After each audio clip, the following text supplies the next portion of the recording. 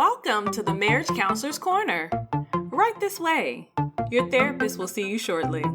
In the meantime, sit back, kick your feet up on the couch, and get ready to focus on adding very valuable tools to your marriage toolkit. And now your host and marriage counselor, David Taylor. Hello. Guess who's back? It's me. What's up, guys? My name is David Taylor, and I am your host. We are back with another exciting, different, but good episode. This is episode number 21, and I would like to first welcome you to the Marriage Counselor's Corner podcast. If you are new to this podcast, guess what? You've come to the right place, because this is the place where you're going to get credible and tangible marriage-related information from a licensed mental health counselor. Now, over my past almost 2 decades of clinical experience, yes, I know that's a long time, I have discovered the things that work to make your marriage healthy. So, I want you to see these episodes as a masterclass in marriage where I take a psychological and practical approach to marriage education and enrichment.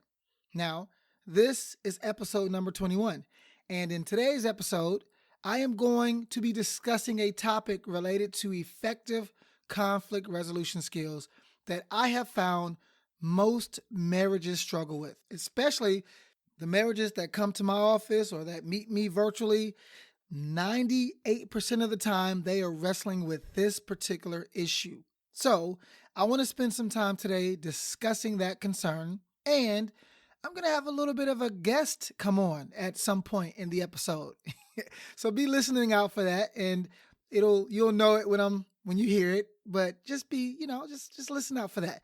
Also, before we get started, I would like to read one of my most recent reviews off of iTunes from one of my listeners, because after all, I am soliciting new reviews, new ratings, because that's how my podcast grows. So this particular listener, I don't know what her name is, but she says, "Thank you for this practical, applicable marriage wisdom. I love the format like going to a counseling session, but from my car, and it's filled with biblical wisdom and loving your spouse well, and how to become a better person along the way. Keep up the great work." Well, whoever you are, thank you for submitting this very great review. I really appreciate that. And everybody that's listening, listen, at the end, I'll have a call to action for those of you who would like to submit your rating and your review, and then I can read it live on air. So be on the lookout for that as well. But thank you again for this very wonderful rating, whoever you are. I really appreciate it. Now let's get back to this topic. So I want to talk a little bit about a trend that I'm noticing in the sessions that I'm having with couples. As a matter of fact, you guys know I work with spouses individually or couples corporately. I work with them at least 6, maybe 7 days a week, every week. And so I'm noticing a trend, and I'm noticing some things that I felt like this time here in this session would be appropriate to talk about. So rest assured that the information that you will hear next, it's not just my opinion. This is stuff that I've been noticing. These are trends that I've seen throughout the experiences that I'm having on a weekly basis, on a daily basis in most cases. So these are things that, again, I'm helping couples work through this, and I figure let me talk about it on air so that some of you guys who don't really qualify to come meet with me but are still having these issues, you may be able to benefit from it. So here we are. Strap up or buckle up, because I'm about to give you some information. I want you to take some notes and listen very closely. Now, let me also say this real quick. For a lot of you guys, I want to be honest. You may not be able to successfully incorporate and execute the principles that I will be discussing on your own, mainly because you most likely have too many years of bad habits to work through. So don't worry. Call me, text me, email me. We can do an intensive specifically on this, like just an intensive where we work together for 3 to 4 hours specifically on this topic that I'll be discussing to really uncover the bad habits and to get you guys in the right position. There may be others of you who may need multiple sessions. Well, I also provide individual sessions that are an hour apiece. You guys may be a good candidate for something like that. Either way, you'll probably require some more assistance. But then there are the rest of you guys where this episode should be sufficient enough to get you guys in the right position because you just need more information. You may not need a professional to come in and really help deconstruct and then reconstruct. You may not need that. You may just need information to help you. So this will be more so for you to put into your toolkit so that you can begin implementing this. No matter the case, if it's any of you guys, I want you to listen up because this is going to be very important. Let me start with a statement. This is something that I want you guys to remember. Here's the statement. If you chase two rabbits, both will escape. If you chase two rabbits, both will escape. Okay, so what does that mean? Well, I'm glad you are asking the right questions.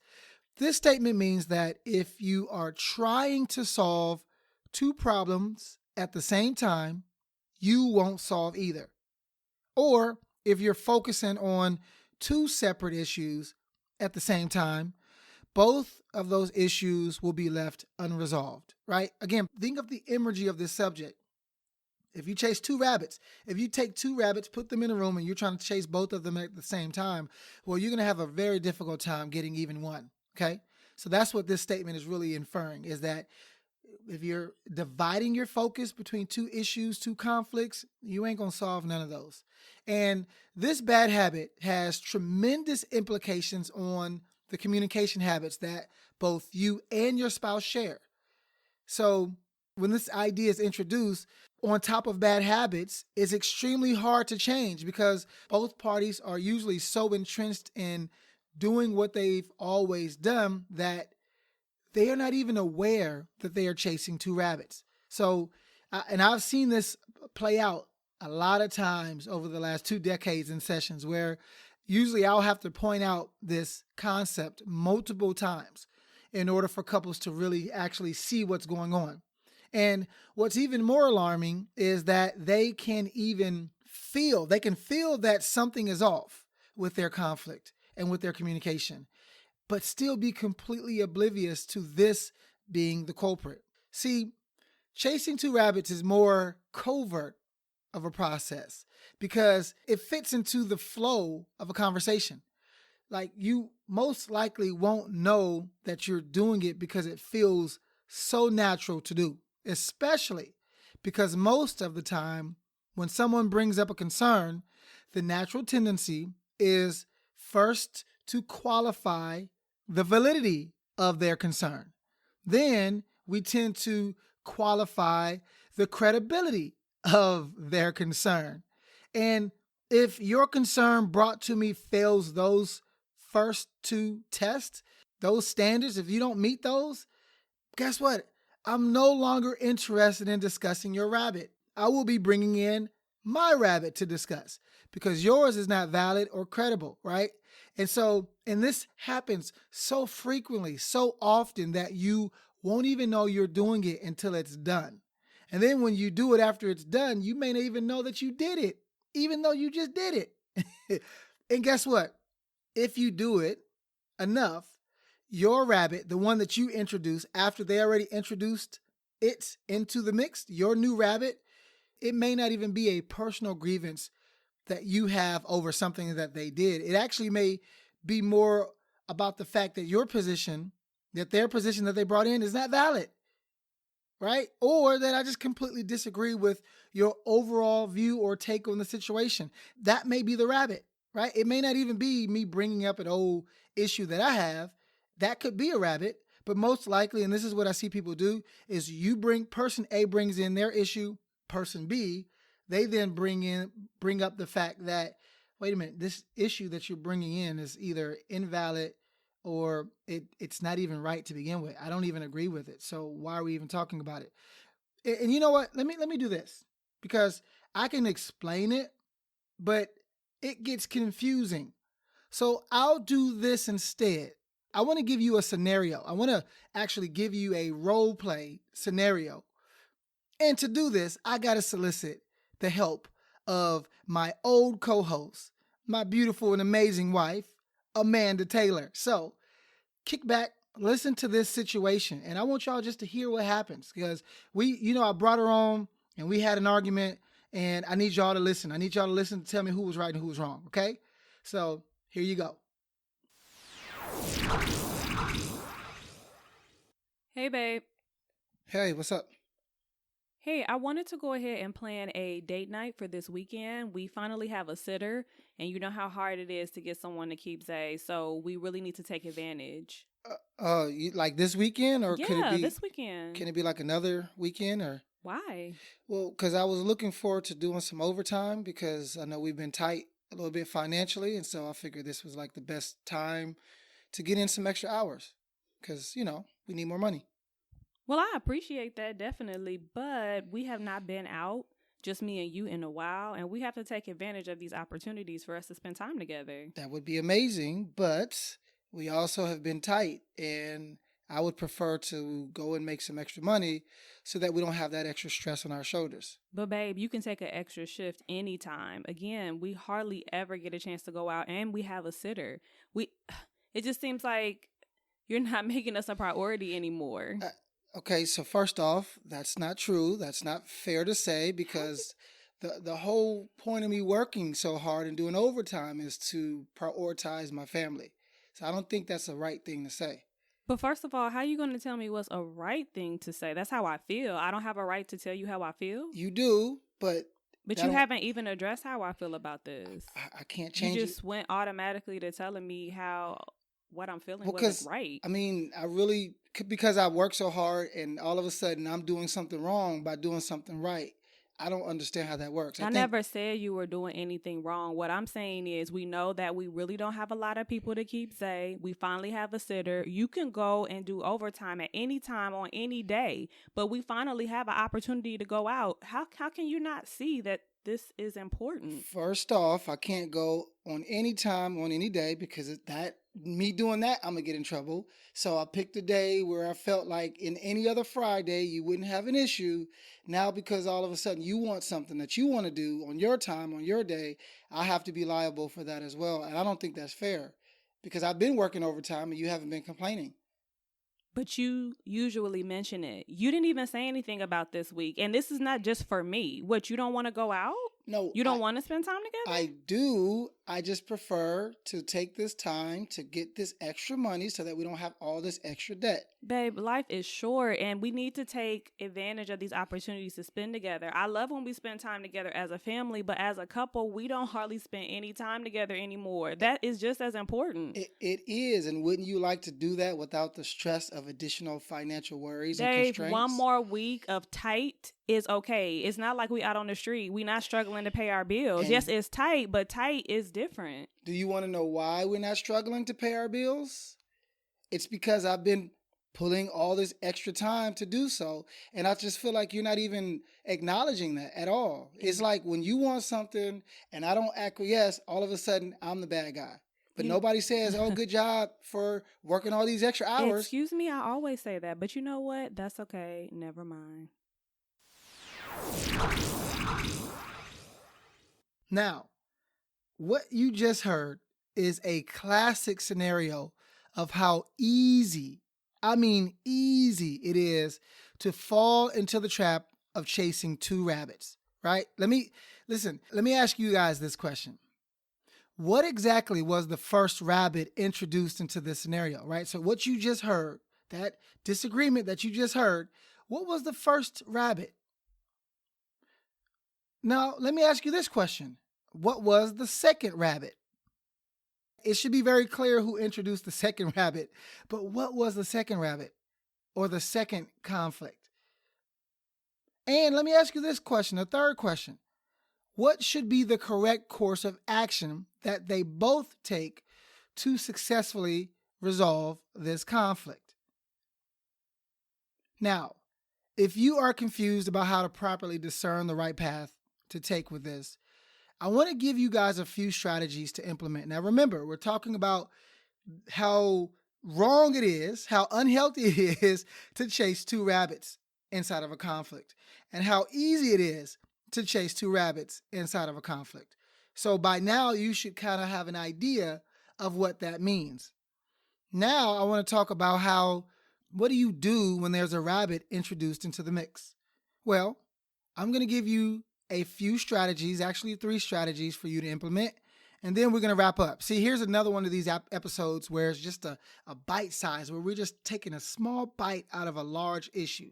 To go in depth, we'll probably have to spend more time doing, like I said, an intensive, or when we do our Mastering Marriage virtual workshops, we'll be to spend a lot more time going in depth, especially with the role playing. But here are 3 strategies that I want you to implement when there's a rabbit introduced. Strategy number 1, identify who has the conflict. I know, easier said than done, but this is where we start. We have to identify who exactly has the conflict. And to be honest, this should be easy if you think of it from this angle.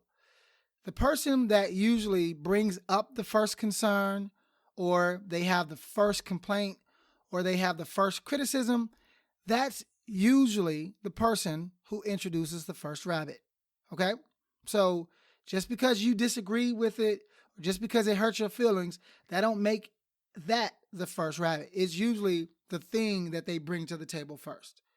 Now, here's what I don't want you to do. I'm only going to give you a few because, I can give you a whole lot. But do not, absolutely do not, when they bring up the rabbit first, hear me clearly, if they are the first ones to express a concern, do not disagree with their concern.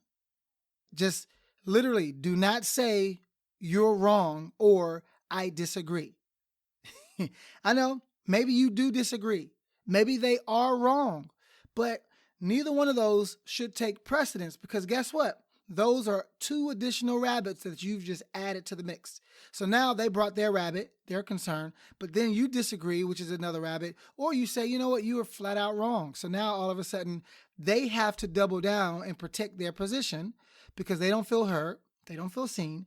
And then all of a sudden you get defensive because you're saying they're wrong and then they're like pushing back on your position. And then all of a sudden you got to now fight for your rabbit. Now we're all the way off track, all the way.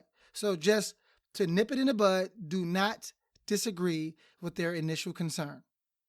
Also, do not take this as an opportunity to bring up your own concern. Remember, if you chase 2 rabbits, both will escape.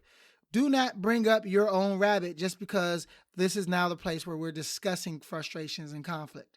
Don't do it, okay? Stick to the first rabbit. Also, do not have any negative emotional reactions. I know you're not a robot. You are human. But in being human, you are also tasked with the responsibility of being in control of how human you are. Just because you get triggered, just because you get defensive, just because now you're frustrated, that does not mean that you have the right to introduce that negative emotion into what's already starting off as a conflict. Because all of a sudden, how you feel becomes a new rabbit. We ain't got time to be chasing 2 rabbits. Keep how you feel to yourself for the moment and spend most of the energy focusing on their conflict. Okay? So again, keep that in mind. And here's what I want you to do instead of the things that I just told you not to do. Okay? I want to give you some things to do. First, thank them for expressing their concern. I get it. You just got offended. You're defensive. That don't mean that you can't thank them for expressing to you how they feel. It takes a lot of courage. It takes a lot of bravado to say, hey, I feel this way because of what you just did. Or, hey, I have a concern or a conflict or a bone to pick with how this was handled. It takes some confidence to do that. So the least you can do before you start emoting is just thank them. Hey, I really appreciate you sharing that with me, right? Really simple. Simple, but not easy. I get it. Also, validate their concern by looping back to them what you heard them say. Now, I'm not going to have time to demonstrate what looping looks like. Trust me, when you come to our Mastering Marriage virtual workshops, you will get, you will see this. You will get a whole lesson on looping because this one habit, and I teach my clients this all the time, and I say this to them, this one habit can save you. This can resolve 80 to 85% of your conflicts will just be resolved by simply looping back to them what you heard them say. And again, it's an art form though. This is an actual technique that if you can incorporate and you can get good at, it changes the game. It's a game changer. You got to do it. Okay. So validate their concerns by looping back to them what you heard. Also, actually confirm that you heard what their specific conflict is. Now, looping should help do this for you. It should put you right in the position to let them know that this is what you heard and this is what you believe the conflict is. But you have to be able to confirm to them that you heard what the specific conflict is. Okay? Now let's move to the second strategy. So the first strategy was identify who has the conflict, and those things that I mentioned not to do and to do, those are just all ways to identify who has the conflict. Secondly, though, I want you to identify with more specificity what the actual conflict is. Again, restate the conflict, but do it without adding your opinion. Nobody wants your opinion right now. Nobody is asking for your opinion. Nobody cares about your opinion. You shouldn't care about your opinion, especially if all you're trying to do is to restate with specificity what the actual conflict is. Okay? Next, ask them for reassurance as to whether or not you heard what their actual conflict is. I know it sounds like you're circling the wagons and making sure that you got the conflict correct. And yes, that's intentional because we don't do this at all. We tend to skip this part. So I want you to get some reassurance. Ask them. Make sure that you've heard this correctly. That way, if you missed it or if you misunderstood what they said, they can correct you. And research has shown that if a person can correct you, guess what? They actually prefer you. They prefer communicating with you if they have permission to correct you. So you want your spouse you want them to feel safe and secure communicating with you. So let them correct you. And let's go a step further. Let them correct you if you're wrong and be willing to get it wrong without feeling like you have to save face. This is not the place to protect your ego. Okay, husbands and wives, both of y'all. This ain't the place to protect your ego. As a matter of fact, if you are wrong, be okay with saying, you know what, I got it wrong. Let me try to do this again so that I can get it right. Okay, so if you get it wrong, be okay with the fact that you ain't got it all together and you maybe missed something. Okay, and then lastly, so strategy number 2, identify what the conflict is. And then lastly, which is strategy number 3, both parties at this point should be willing and able to work together to only resolve the specific conflict. That specific conflict. We're not chasing 2 rabbits. We're not trying to resolve this and then we're going to stop and resolve another one. No, we're focusing on one thing at a time. Okay? Most likely, that's all y'all have the bandwidth to deal with anyway. It's just one issue. So don't be trying to lump and pile on multiple issues. Well, can we talk about this next? Maybe a later time, but right now, let's focus all of our energy on this one rabbit, okay? And I know this is easier said than done, which is perhaps why you may need a qualified third party who knows how to help moderate the flow of a conflict and won't get pulled into the different rabbit trails that are created when nobody is focusing on just one rabbit, okay? So here's what I want you to do with this particular strategy. Again, both individuals should be working to only resolve one specific conflict. So to do that, I want you to communicate your desire to help find a solution to the conflict. Like actually communicate, hey, I see that this is important to you. And this is something that we need to work together to find a solution for, because obviously you brought it up, which means that you want something done or something changed. Okay.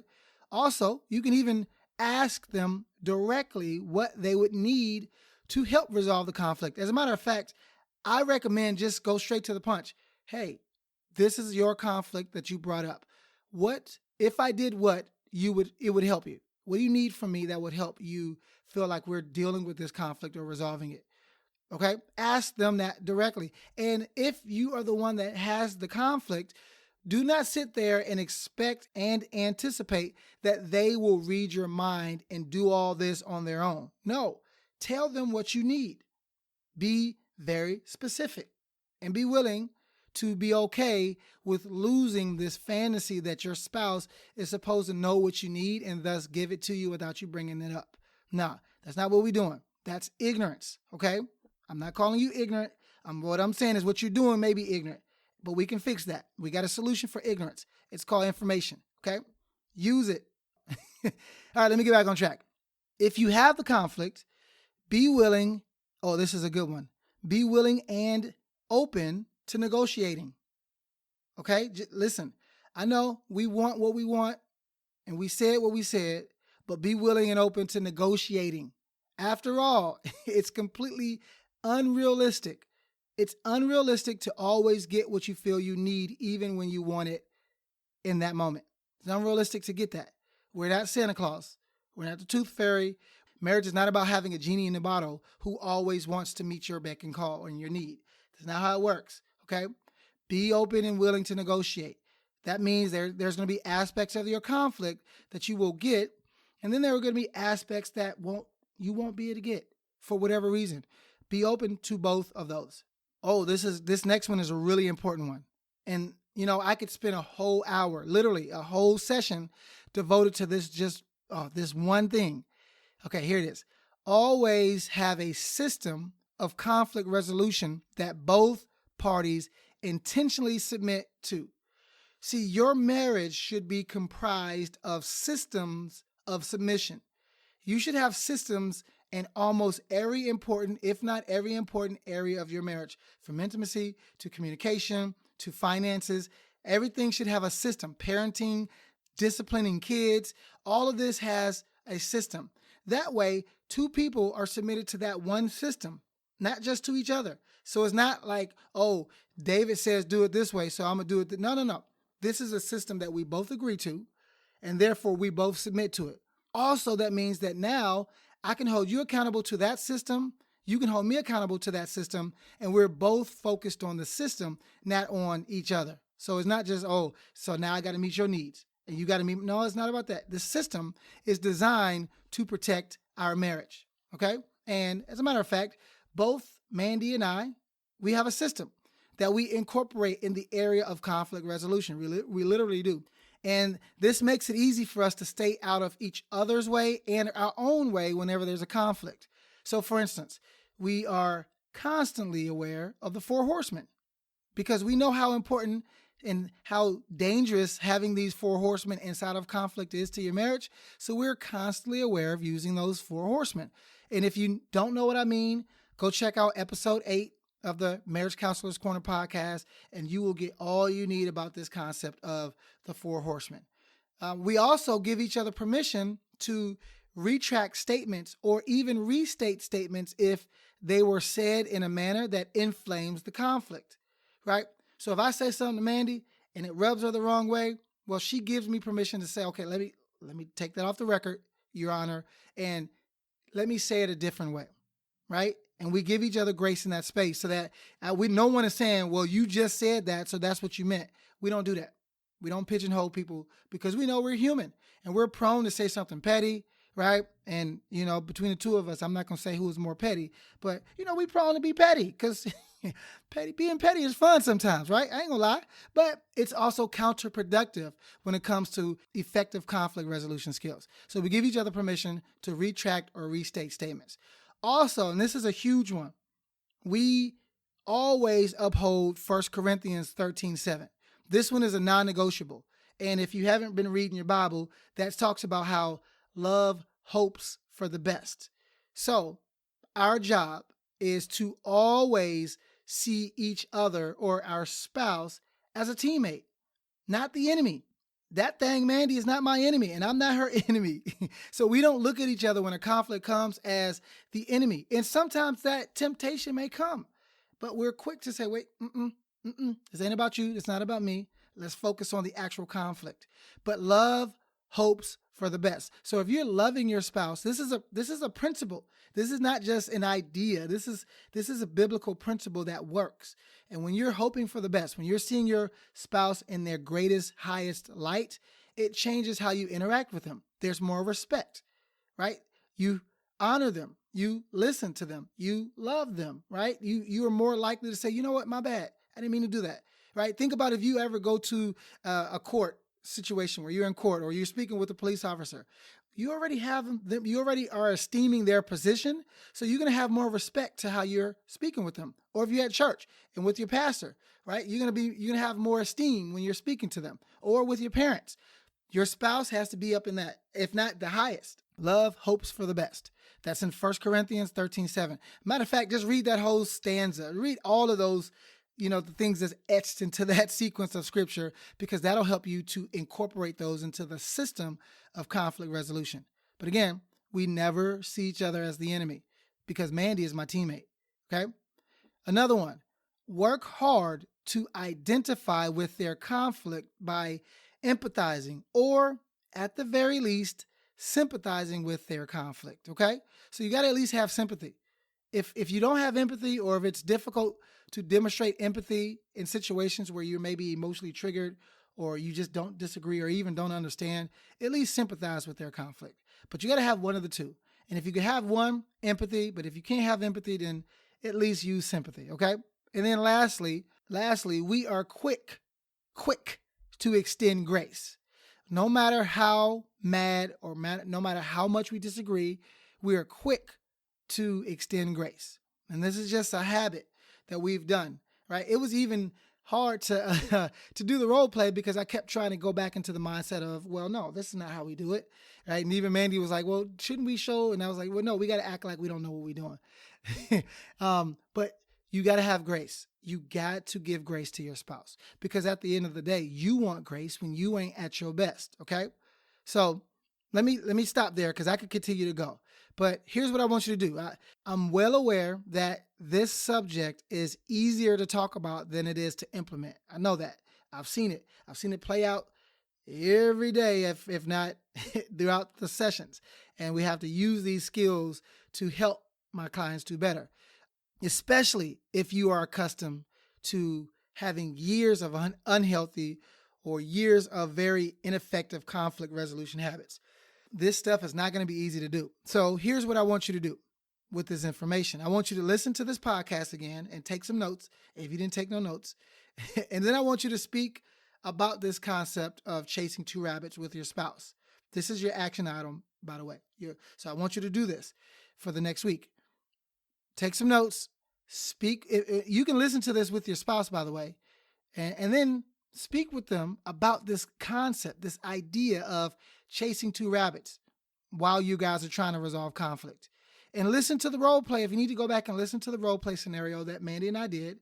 And then I want you to both begin practicing being mindful within the area of resolving conflicts without chasing two rabbits. This is where you're going to have to be mindful and, give each other permission to correct the other. I know it's going to be harder to do when you are already in a conflict, to try to say, well, wait a minute, you just added another rabbit, because that may provoke more defensiveness. I know. But if you do that, this will require both of you adhering to a new system. You got to add this to your system, okay? Of conflict resolution, that is. Otherwise, you ain't going to do it consistently. And so add this to your system of conflict resolution so that you can begin holding each other accountable with this information. Do not weaponize this. Again, if in the middle of a conflict, you say, well, no, there's another rabbit, you're going to have to find a way to do it without disrupting the normal flow and without also triggering your spouse further. And that's why I recommend that you will need a third-party moderator, right? Because if you're finding that this is just too difficult to complete on your own, let's do a conflict resolution intensive where we meet for a few hours solely to just work on this troubled area, right? So this is different than you guys doing counseling with me for sessions at a time or weeks at a time. We need a conflict resolution intensive, 2, 3, 4 hours where we're just sitting here adding the tools, unpacking the issues, and starting to implement this stuff. And you guys can hire me. We can do this work and I can help you guys out, okay? Because I know some of y'all are not going to be able to do this on your own, okay? So to book a session, if this is something that's interesting and or necessary for you guys, you can always email me at david@marpeservices, MARPE services.com, or call me or text me if you already have my number. Anyway, I want to wrap up here, but I really want to just reiterate the point that this is going to be very important for you guys. Add this stuff to your toolkit. If you need help, get help, okay? But let's wrap up here because it is my desire that both you and your spouse will use this information to take your marriage to the next level. But remember, you get out of your marriage what you put into your marriage, not what you want from your marriage. So get to work putting in the work, okay? Anyways, thank you guys for coming to your session at the Marriage Counselor's Corner. And I want you guys to join me in episode number 22, where we will be discussing a very important topic that you don't want to miss out on. Also, please don't forget to subscribe to this podcast and leave me an honest rating and a review. That's the way that this podcast grows, because the more ratings and review we have, the more we get pushed up in the analytics, and then more people who are looking for this type of information can find it. As a matter of fact, I want to do this. I want to do an extra bonus call to action for some of you guys who are my super listeners who listen on a weekly basis. If I can get 10 people, 10 listeners, 10 of you guys to go to wherever you subscribe, whether it's iTunes, CastBox, Spotify, and submit a brand new rating and a review. So submit a rating, submit a review if you haven't done so already. And listen, I get thousands of downloads per week. So 10 of you guys, that should be easy for 10 of you super listeners to go and add an honest rating and a review. Anyway, I want you guys to go out there and implement this information. Be smart, be intentional, and stay out of trouble, okay? I will look forward to speaking with you guys in a week. My name is David Taylor, and I'm going to wrap up here. Talk to y'all later. Deuces. Thanks for stopping by for your seat on the couch at the Marriage Counselor's Corner. Remember, go to marriagecounselorscorner.com to schedule your next session. Also, don't forget to subscribe to this podcast so that you never miss a session. We look forward to having you back on the couch soon. Bye-bye now.